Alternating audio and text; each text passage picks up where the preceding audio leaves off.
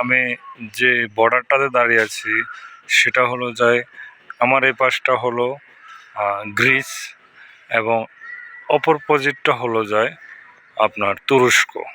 প্রিয় দর্শক, এখন দাঁড়িয়ে আছি তুরস্ক এবং গ্রিসের বর্ডারে। দেখুন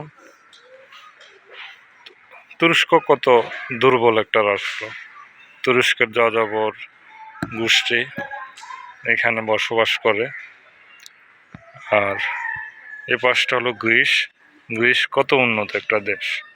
দেখুন তুরস্কের মানুষ ছাগল পালন করে, ছাগল লালন পালন করে। দেখেন কত সুন্দর তুরস্ক।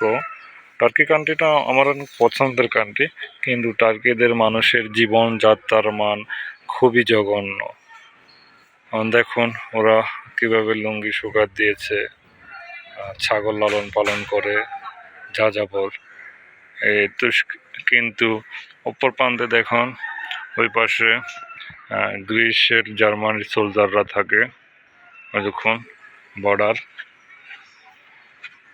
বর্ডার কত কত সুরক্ষিতভাবে তার কাটা দিয়েছে। লাভ দিয়ে কখনো আসতে পারবে না, কারণ এই পাশটা হলো জার্মানের বর্ডার আর অপর প্রান্তটা হলো সরি এ পাশটা হলো আমি গ্রিসের। এটা ইউরোপের সেনজেন কান্ট্রি, আর এটা হলো এশিয়ান কান্ট্রি। এশিয়ান কান্ট্রিগুলো এমনিতে গরিব হয়,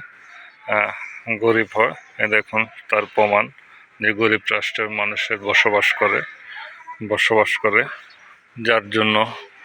এবং আমি বাস্তবে দেখা দিলাম তুরস্ক এবং এশিয়ার ইউরোপের পার্থক্য।